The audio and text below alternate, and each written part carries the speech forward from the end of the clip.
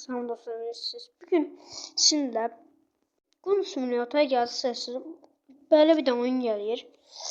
Yəni proqram girirsiniz.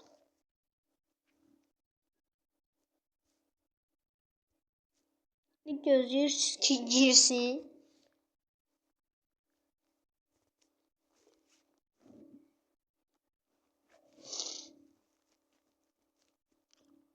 İndi istədiyiniz silahı seçirsiniz. Vurursunuz.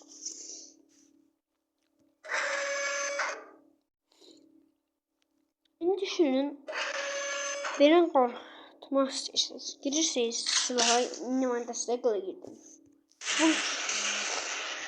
Adam deyir evdə nə olur? Fərqli silahlar var. Böyle tok silahı da var. Türkçesi elektrik silahı var. Türkçe'de oradan biləmsə. Belə deyil. Neyse salam dostlar. Bu bir videoda böyle oldu. Böyle videolarından tezdən istəyirsinizsə bəyənib abunə olmağı unutmayın.